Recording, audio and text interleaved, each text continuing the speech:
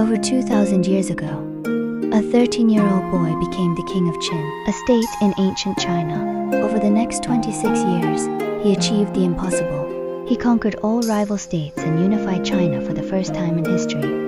He gave himself a new title, Huangdi, or Emperor. He was the first emperor, Qin Shi Huang, and he dreamed his dynasty would last forever. Yet in a cruel twist of fate, the empire he built collapsed just 3 years after his death. Was he a visionary unifier who created China, or a brutal tyrant who burned books and buried scholars alive? Today we journey back to unravel the epic and controversial life of the man who shaped Chinese history.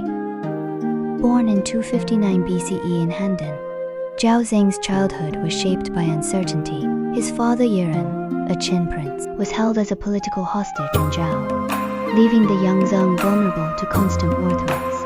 His fate shifted when merchant Lu Bui recognized potential in the impoverished prince, bankrolling Yuan's return to Qin. Lu Bui even gave his concubine Lady Zhao to the prince, a gesture that later sparked rumors he was Zeng's biological father, creating a historical mystery that endures. When Yuan died in 247 BCE, the 13-year-old Zeng ascended as King of Qin, with real power held by Regent Lu Bui and the Queen Dowager.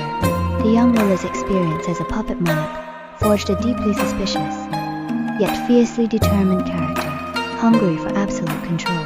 In 238 BCE, as the 22-year-old king prepared to assume full power, a major crisis erupted. Lao Ai, his mother's lover, launched a rebellion to seize the throne. Responding with stunning speed, the young king crushed the revolt, executing Lao Ai by charioteering and eliminating his entire lineage. He then placed his mother under house arrest, removing her from politics. Turning next to his former regent, the king stripped Lu Bui of his chancellor title and exiled him, leading to Lu's eventual suicide by poison. With all rivals eliminated, the young king now held absolute power, setting the stage for his grand ambition. With domestic power secured, King Zeng turned to unifying all of China. In the Warring States period of 7 warring kingdoms, Qin's powerful army and advisors like Li Si positioned it perfectly for conquest.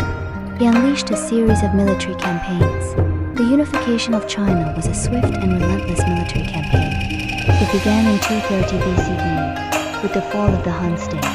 Just 2 years later, the formidable Qin army, led by General Wang Jian, captured the Zhao capital. In 225 BCE, General Wang Bin conquered Wei by employing a brutal strategy, diverting a river to flood its capital city.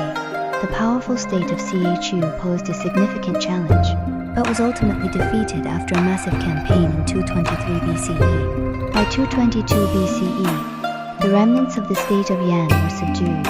In 221 BCE, the last surviving state, Qi, surrendered without a fight, completing Qin Shi Huang's monumental ambition.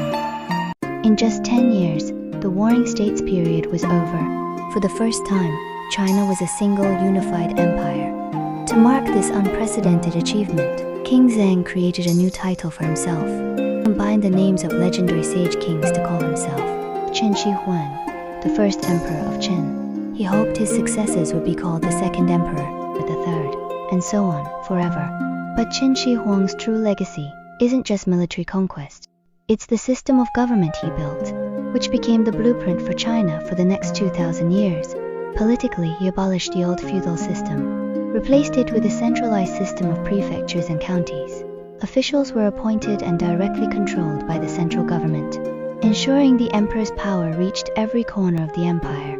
Culturally and economically, he standardized everything to bind the new empire together. To bind this vast new empire together, Qin Shi Huang implemented a series of groundbreaking standardization reforms. The most crucial of these was the creation of a unified writing system by mandating a single standard script. He ensured that people from different regions, even those who spoke mutual unintelligible dialects, could communicate through a shared written language. This became the bedrock of a lasting Chinese cultural identity. Furthermore, he standardized axle widths for all carts and wagons, allowing them to travel seamlessly on a new empire-wide network of roads.